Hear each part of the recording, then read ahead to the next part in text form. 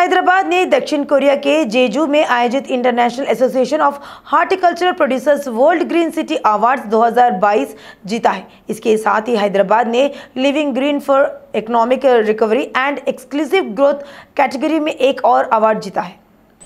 Association of horticultural producers ने world green cities award 2022 के लिए 6 श्रेणियों में प्रविष्टियां आमंत्रित की है। 18 देशों के शहरों को फाइनलिस्ट के रूप में चुना गया है। इसमें 6 श्रेणियों में से हैदराबाद शहर को भारत से एकमात्र के रूप में चुना गया है। ORR के आसपास विकसित हरियाली को इस पुरस्कार के लिए एंट्री के तौर पर भेजा गया था। EIPH ने ORR को तेलंगाना राज्य के लिए एक पन्ना हार के रूप में वर्णित किया है। नगर विभाग के मंत्री KTR ने शहर को यह पुरस्कार मिलने पर खुशी जताई। HMDA अधिकारियों के प्रयासों की सराहना की। CM KCR ने तेलंगाना को हरा भरा बनाने और हरित भारत बनाने के लिए सभी से कड़ी मेहनत करने का आह्वान किया। KCR ने खुशी व्यक्त की कि हैदराबाद शहर को प्रतिष्ठित वर्ल्ड ग्रीन सिटी अवार्ड से सम्मानित किया गया है। International association of horticulture producers द्वारा दिए गए इस अंतर्राष्ट्रीय पुरस्कार ने विश्व मंच पर तेलंगाना और देश की प्रतिष्ठा को बढ़ाया है। CM KCR ने कहा कि यह गर्व की बात है कि हैदराबाद हमारे देश से चुना गया एकत्र शहर है। KCR ने नगर मंत्री KTR, विशेष मुख्य सचिव अरविंद कुमार और GHMC स्टाफ को बधाई दी। राज्यपाल तमिलसाई ने कहा कि टीबी के खिलाफ लड़ाई में सक्रिय सामुदायिक भागीदारी आवश्यक है। उन्होंने सभी क्षेत्रों के लोगों से टीबी के प्रसार को रोकने के लिए बेहतर जागरूकता पैदा करने के लिए काम करने का आह्वान किया है। उन्होंने सभी से वर्ष 2025 तक टीबी मुक्त भारत के लक्ष्य को हासिल करने में योगदान देने को कहा। राज्यपाल तमिलसाई ने राजभवन के दरबार हॉल में आयोजित विशेष कार्यक्रम में टीबी सील की बिक्री का उद्घाटन किया। राज्यपाल ने घोषणा की कि 100 टीबी रोगियों को दत्तक लिया गया है। विवेकाधीन अनुदान से 15,000 रुपये जारी किया जा रहा है। उन्होंने कहा कि दत्तक लिए गए मरीजों को 6 माह तक पोषाहार उपलब्ध कराया जाएगा। उन्होंने टीबी एसोसिएशन ऑफ तेलंगाना को वर्ष 2024 तक टीबी मुक्त तेलंगाना प्राप्त करने के प्रयासों को तेज करने का निर्देश दिया। राज्यपाल तमिलसाई ने दानदाताओं से गरीबी टीबी रोगियों को दत्तक लेने और उन्हें पौष्टिक भोजन और अन्य सहायता प्रदान करने के लिए आगे आने का आह्वान किया। IT मंत्री KTR ने कहा कि केंद्र अगर किसानों को परेशान करेगा तो तेलंगाना के लोग माफ नहीं करेंगे। मंत्री KTR ने प्रशंसा की कि KCR के प्रयासों से नलगोंडा की समस्याओं का समाधान किया गया। फ्लोरोसिस नामक दानव को भगा दिया और अब नलगोंडा को देश के लिए अनाज भंडारण में बदल दिया गया। KTR ने प्रगति भवन में जुलूरू गौरी शंकर द्वारा संपादित रैतुल जोलिकी वस्ते ऊरकोम पुस्तक का विमोचन किया। उन्होंने उल्लेख किया कि CM KCR ने ग्रामीण तेलंगाना को मिशन भगीरथ और मिशन काकतीय जैसी आदर्श योजनाओं के साथ विकसित किया है। तेलंगाना में कृषि और पेयजल उपलब्ध कराया है। मंत्री KTR ने याद दिलाया कि इससे पहले मुख्यमंत्री KCR ने मिशन भगीरथ योजना की आधारशिला रखी, जो छोटे घड़े में ताज़े पानी के लिए कई मील चलने वाली महिलाओं की पीड़ा को कम करने के लिए हर घर में ताज़ा पानी उपलब्ध कराती है। उन्होंने बताया कि KCR लोगों के एजेंडे को देश का एजेंडा बनाकर जनता की समस्याओं के समाधान के लिए दूरदर्शी विचारों के साथ कदम उठा रहे हैं। राज्य के कृषि मंत्री सिंगी रेड्डी निरंजन रेड्डी ने कोहेडा में अंतर्राष्ट्रीय मानकों के साथ नए बाजार के निर्माण पर मंत्री के आवासीय परिसर में आयोजित मास्टर प्लान समीक्षा बैठक में भाग लिया। सिंगारेड्डी नारायण रेड्डी ने सुझाव दिया कि मार्क मैड्रिड और रुंगिस जैसे उन्नत अंतर्राष्ट्रीय बाजारों में सुविधाओं और सर्वोत्तम प्रथाओं को ध्यान में रखते हुए कोहेडा बाजार में स्थापित करने का निर्णय लिया। निरंजन रेड्डी ने कहा कि कोल्ड स्टोरेज के निर्माण के लिए 20 एकड़ और फल मंडी के लिए 78.78 एकड़ जमीन आवंटित की गई है। महापौर गदवाल विजयलक्ष्मी ने GHMC मुख्यालय में खाद्य सुरक्षा अधिकारियों और HMO के साथ बैठक की। सिटी मेयर गदवाल विजयलक्ष्मी ने चेतावनी दी है कि मिलावटी भोजन के आरोप लगाने पर संबंधित अधिकारियों द्वारा कोई लापरवाही नहीं बरती जाएगी। खाद्य सुरक्षा अधिकारियों द्वारा मिलावट रोकने के लिए कड़े कदम नहीं उठाए जाने के कारण नगर सेवकों और लोगों की ओर से कई आरोप लग रहे हैं। उन्होंने कहा कि जीएचएमसी के तहत सर्किल स्तर पर दुकानों की जांच से लापरवाही के खाद्य सुरक्षा अधिकारियों पर कई आरोप हैं। उन्होंने कहा कि खाद्य सामग्री की जाँच की जाए और लाइसेंसी दुकानों के साथ साथ बिना लाइसेंस की दुकानों से भी सैंपल लिए जाए।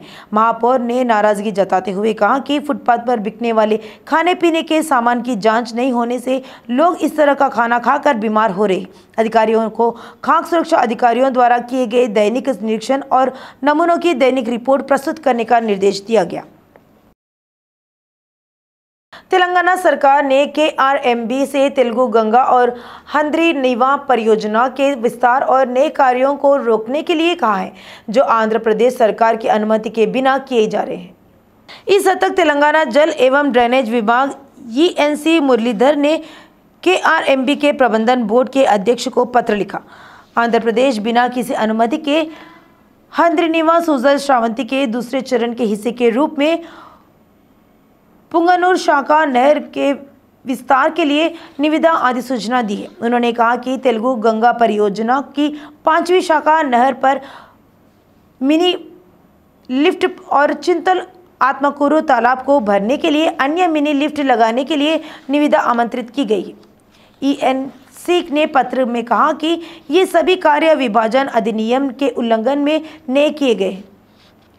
तेलंगाना ने कृष्णा बोर्ड से इन सभी मुद्दों पर गौर करने और आंध्र प्रदेश को बिना अनुमति के तेलुगु गंगा और हंद्रीनीवा परियोजनाओं से संबंधित विस्तार और नए कार्यों को करने से रोकने के लिए कहा है।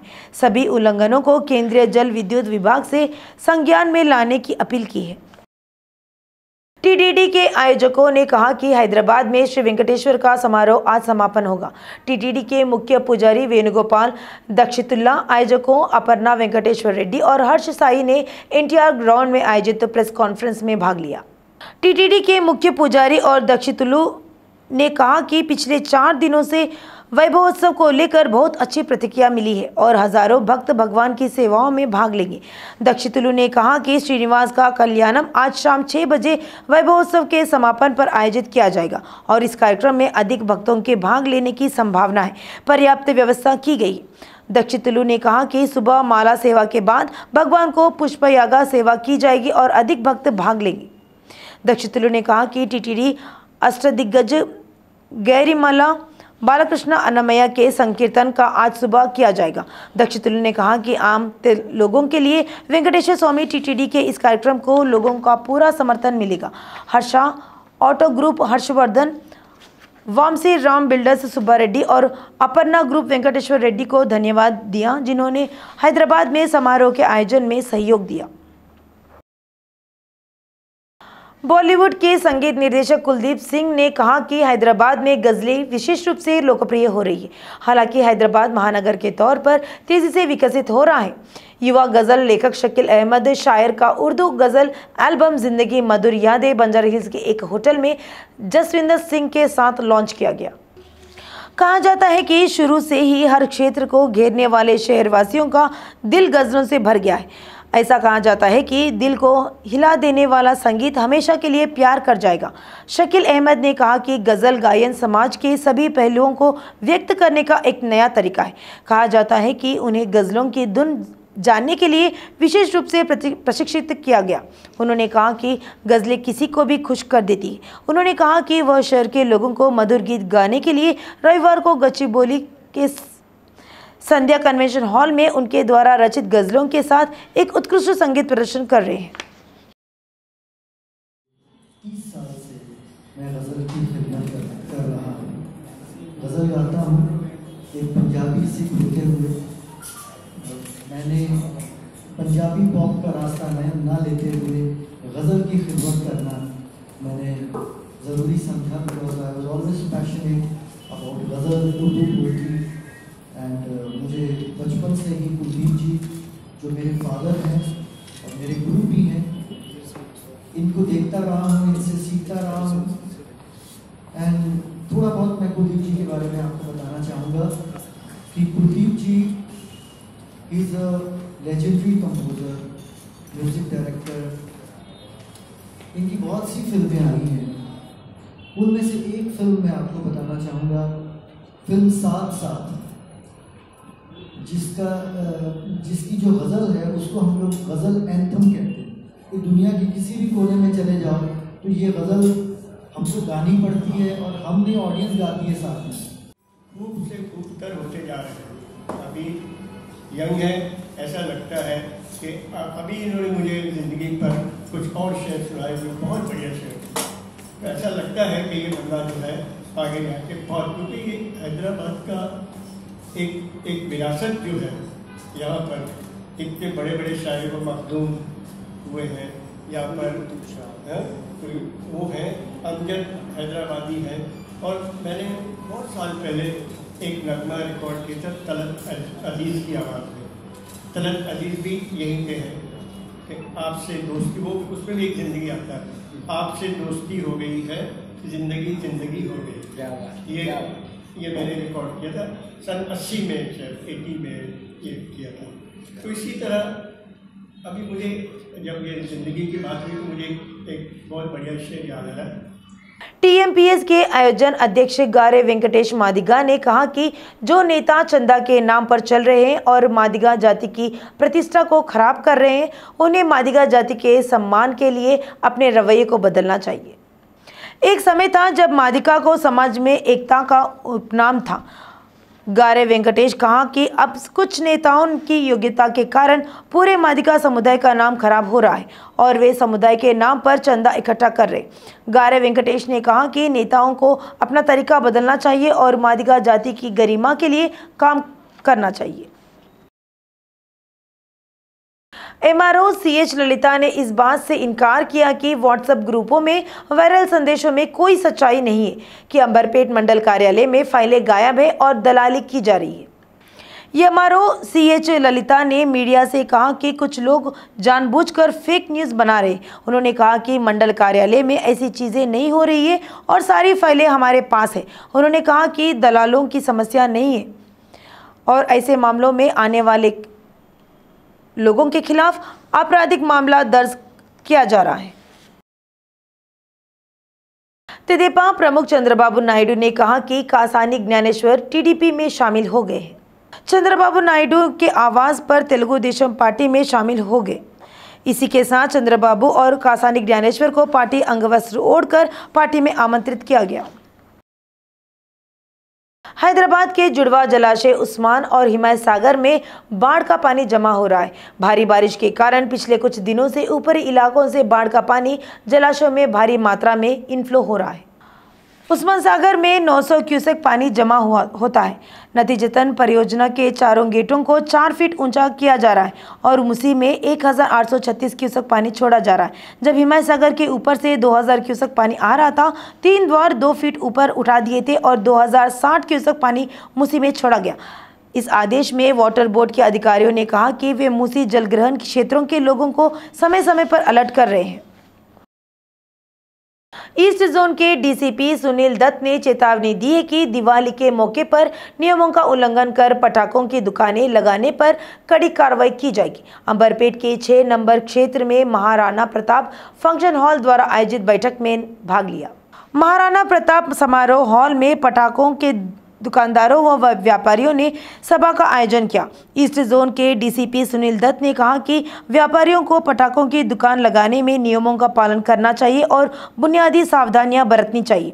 यह स्पष्ट किया गया है कि हर क्षेत्र में बाण संचार के भंडारण और बिक्री की कोई कमी नहीं है। दुकानों के बीच कम से कम 3 मीटर की दूरी बनाए रखने की सलाह दी गई। इस कार्यक्रम में अतिरिक्त डीसीपी श्रीनिवास रेड्डी, जिला अग्निशमन अधिकारी और पुलिस कर्मियों ने भाग लिया। सिकंदराबाद में दिन दहाड़े चेन स्नैचरों ने लूटपाट कर रहे हैं। यह चेन स्नैचिंग जो पहले गलियों में होता था, अब सड़क पर हो रहा है। यह घटना सिकंदराबाद के गोपालापुरम पुलिस स्टेशन की सीमा में घटी। हमेशा भीड़भाड़ वाले सिकंदराबाद में जब सभी मौजूद थे तो उसने एक महिला के गले से चेन छीनकर भागने की कोशिश की। यह देख गोपालपुरम पुलिस को जानकारी दी गई, जिस पर तुरंत अलर्ट हुई पुलिस ने पीछा कर उसे धर दबोचा। आनन फानन में आरोपी को पकड़कर जेल में डाल दिया गया। हाल ही में शहर में चेन डकैती की घटनाओं के बीच पुलिस ने लोगों को सतर्क रहने की चेतावनी दी है। साउथ जोन पुलिस ने हैदराबाद के एक कुख्यात बदमाश मोहसिन को गिरफ्तार कर लिया है। पुलिस ने कहा कि शेख अहमद बिन उमर बावजीर को पकड़ने के लिए साउथ जोन क्राइम टीम बनाई गई है। पुलिस ने जांच के दौरान दावा किया कि आरोपी ड्रैगर हथियार, चाकू और डमी पिस्टल दिखाकर लोगों को डरा रहा था। हालांकि शेख अहमद बिन उमर बावजीर इस मामले में 3 महीने से फरार है। South zone crime team police ने कहा कि चंद्रायनगुट्टा पुलिस स्टेशन में उसके खिलाफ पहले से ही अशांति फैलाने का मामला चल रहा है। आरोपी को हिरासत में ले लिया गया है और एक ड्रैगर हथियार और एक डमी पिस्टल बरामद किया गया है। के विश्वनाथ ने अभिनेता आर नारायण मूर्ति के साथ वाईएसआर लाइफटाइम अचीवमेंट अवार्ड प्राप्त किया। विभिन्न क्षेत्रों में महत्वपूर्ण योगदान देने वाले प्रतिष्ठित व्यक्तियों को यूपी सरकार द्वारा दिए गए डॉक्टर वाईएसआर लाइफटाइम अचीवमेंट और डॉक्टर वाईएसआर अचीवमेंट पुरस्कार प्राप्तकर्ताओं की सूची जारी की जाएगी। सरकार ने घोषणा की है कि कला और संस्कृति श्रेणी में अभिनेता आर नारायण मूर्ति के साथ कला तपस्वी फिल्म निर्देशक के विश्वनाथ और अभिनेता आर नारायण मूर्ति को वाईएसआर लाइफटाइम अचीवमेंट पुरस्कार दिया जाएगा। इसी क्षेत्र में रंगमंच कलाकार नायडू गोपी और कलाकारी नेतन्ना पिचका श्रीनिवास को पुरस्कार के लिए चयन किया गया है।